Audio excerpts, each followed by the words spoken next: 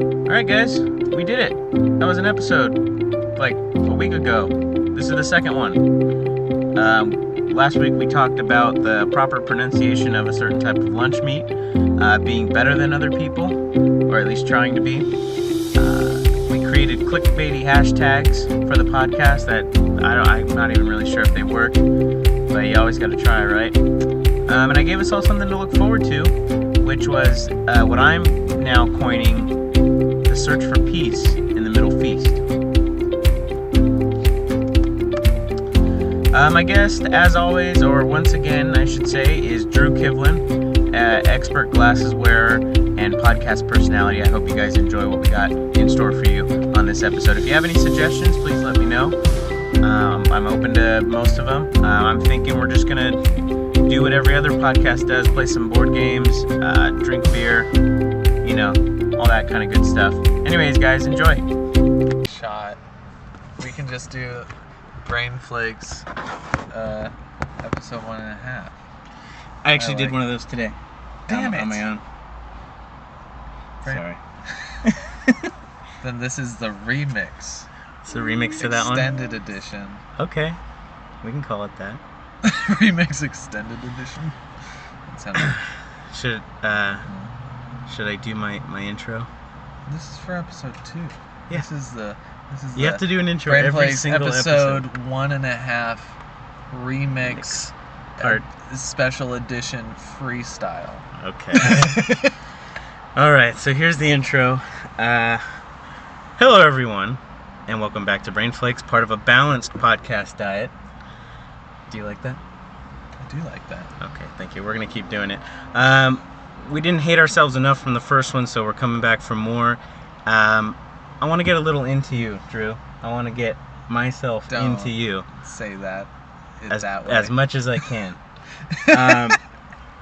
I want a scary Seattle story, or maybe not a scary Seattle story, but a decent story. I mean, is it a lush-filled utopia or a den of depravity and degradation?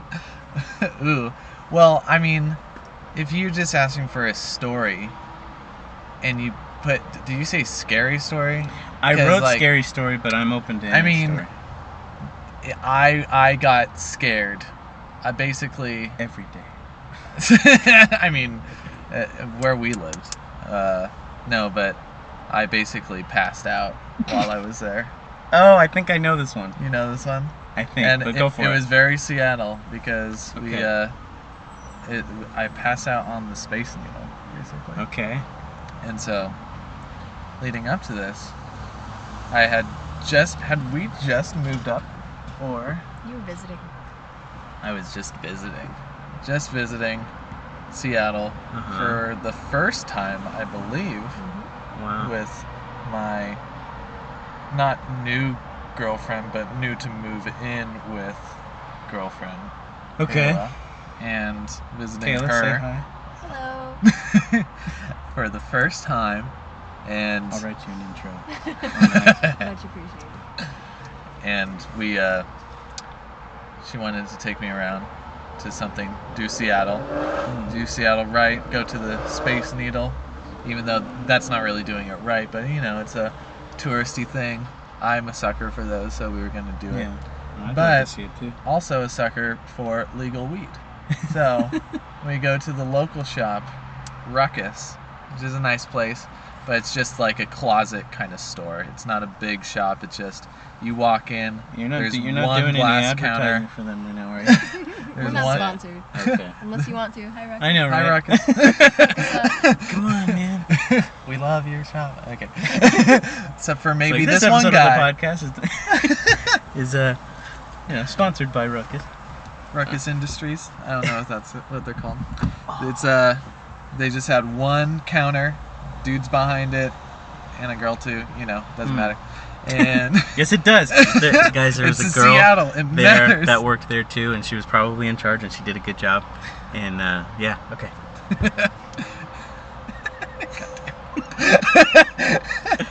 And I was buying my first legal weed up there, awesome. And I asked the guy if he knew a strain that would be Kayla's phone went off. productive. These psychos are so much probably louder because you lean in to whisper. It's like the asides that are actually the forefront. It's mental notes. Okay, where was I? So this was your first legal weed buying experience. And I wanted a productive strain. A productive strain. You wanted something to do. And the dude behind the counter is a tall, middle-aged white dude with glasses, long hair, kind of, just your standard, like, hippie guy. The future of drug distribution. Yeah, probably the past. Oh, the past? Oh. Yes. Very, very hippie-esque. And he's like, oh, you should try this one. This one works really great for me. Really, I sit in front of the TV, just like, got my toe tapping, hunched over. I was like, that doesn't really sound great for me, Sounds actually. A bit methy. But, yeah, well, all close. Mm-hmm. I was like, you know what, it's weed. It'll do the job. It'll be fine. And so I buy the strain. Then the strain turns out to be called LSD. That is the name of the strain. Wow. And we got in a joint, and we smoked this joint outside of the Space Needle. Okay. And not the whole thing. I had actually had it earlier and gotten very sick. I'm just remembering that. Wow. I was like, oh yeah, I had it before by myself, ate a fish burrito, and then was just like sick for 2 hours and just laid in bed for my whole high. Ugh. And then we went to the Space Needle, and I was like, cool, let's smoke the rest of this joint before we go on the Space Needle. It just has the smell of fish, like, on the end of it. It did. Yeah. So we get in line, and then I start to feel it a bit, and I'm with Kayla for one of the first times in Seattle. Just romantic Just and got your chest out, just looking good. I'm just so high at this point, and I'm just like nervous that, because I was going to be moving in with her soon, right. And just like big life decision, about to go up on this thing, and then we as you enter, you stand in line to take a picture in front of a green screen, and I was so not physically puffing my chest up, right. to look good, but we wanted to do something clever for the photo, and right. It's like, oh, should we do a silly one, or like, how are we going to do this photo? And we just keep getting closer and closer without really making, like, we have like 10 ideas, but it's like, okay, like, what do we want to do? And then for some reason, this decision, yeah, I was just like, this decision matters so much right now. And I was just like worried that she wasn't going to like me, and like that I was embarrassing myself, and I was just getting like, my anxiety was going up with this picture. No, okay, what are we going to do in this fucking photo? This determines the rest of our lives. And so we take the picture, which is hilarious, by the way. I haven't seen it. And so we chose we both just look high and just are staring. And we just are staring at the camera, like trying to smile, but just kind of weirded out. It's great. What was the background that? Oh, it's Space Needle, right? They put. Well, we get to choose like the background. Space Needle, actually, it was on a ferry. Yeah, so okay. we chose the back of a ferry, like with the ocean and like the Seattle in the background. Oh, okay. It was a really funny like green screen though. Right. And so then we got that over with, but like I barely made it through like that anxiety trip. Oh, and so we're standing in line for the elevator, and I am a nauseous person, and I've passed out before. I think only once before this, and I knew what it felt like. If I'm not mistaken, that was from you looking at your body, right? It was something on your body weirded you out. It was feeling my pulse. Yeah, it was feeling my blood pulse, which happens every second of every day. Yeah, and you weren't even smoking at that point in your life, and it just tripped the hell out of you. No, I mean, I got the nauseousness from 4th grade. Right. I've had it since the 4th grade. Yeah. Yeah. But Yeah. So I knew what passing out felt like. Right. And we're standing in line for the elevator, and I just felt like I needed to lie down, but I didn't want to just lie down in line, but I just couldn't stop my blood from pouring out of my head. So I just like lean on Kayla, and she's like not paying attention necessarily at the moment.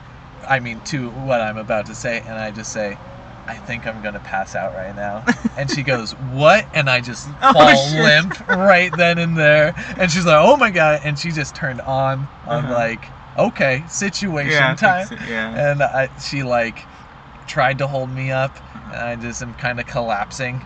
And the people behind us are just like freaking out because I just like am now just limp. Body, it's just like being cradled to the ground. And I was out for less than 60 seconds, but more than 30 seconds. Like a very considerable amount of time. Yeah, that's more than I was. I think I was like, I heard like maybe 15, 20 seconds. But yeah, then I woke up and we got out of line just to save the situation of just being like, I'm fine, because I wasn't really.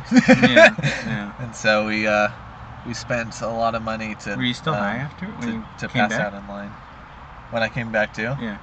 I mean, man, it was a trip. My whole life was different after that. It's a trip of a lifetime. Yeah. Do you remember anything from passing out? I mean, sometimes like. I remember. I mean, it's one of the craziest feelings that, like, you waking up from being passed out is one of the craziest things you can do. It feels like a reboot. Like and you just kind of fall back into you again. Like it feels really weird. I just feel like that no time passes. You know, time does pass, but like I felt very much like I could have been asleep or whatever, unconscious for any amount of time. Yeah, absolutely. Like 1 second to coma status, and just woken up. Like there was no time sense there, which is one of the like crazy things. I thought that was an actually like it was it was a pretty beautiful thing. Like when I had my experience passing out, very similar. Like I felt aware, which was weird. Like I've always told people like it felt very like euphoric, and it was weird because I did feel like I was aware of the fact that I was like that, like you said, the time dilation, like it feels like there's like I'm existing for a little. I think maybe afterwards, maybe once I was awake and realized how long it was, I was like, no, it felt like it was like a little bit longer. Like I felt like I just slept for 10 hours. Yeah. Once I was awake, I was like, wait, it was only 15 seconds? Like, are you kidding me? Like I was like in eternity for a second. Like that was really weird, So yeah, trying to recall the sense of time is really odd after blacking out. Yeah, but it was, I mean, as starting a new relationship, kind of starting, you know what I mean back then. it was pretty, it still felt really significant. Yeah. And I say like, it was then that she knew she was going to be carrying you for the rest of the relationship. I'm just glad Gabe said it. But I thought the special part was, so coming out of that time sense, for me it wasn't like reboot. For me it was kind of like getting my senses back, like almost one at a time, or very, very slowly. And so as my vision came back in, like it just took what was in front of me first, and everything was white. And then I started to get images into the forefront. Right. So it was all white. And then the first thing, since she was like cradling me and like taking care of me, was like Kayla coming in and just like white and her. So it looked really cool. Angelic. I was like, wow. That's awesome. Yeah. It's a good That's bonding super experience. cool. Well, Glad it was for you. It sounds, I mean, being conscious through that thing. Believe me, that's much more memorable than actually going up to the top of the Space Needle. oh, that's right. So you didn't even get to We complete never that. made it. That's No. hilarious. I've never been on the Space Needle. Oh god, you never went as long as you were there. No, it That's never went bad. crazy. You weren't gonna risk that again? Are you kidding? I don't think something about this. I don't place. think it would happen at all. I'm not No. afraid of heights. It wasn't a height issue, but that's what we told everyone, Yeah. Just not like, sorry, I'm high as fuck and nervous about a lot of things. Slightly less understandable.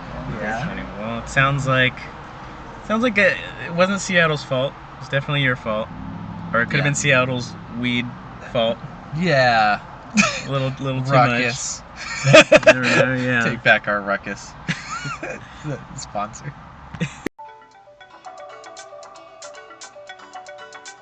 Hello everyone, this is Gabe, the interviewing, reaction-giving side of Brain Flakes.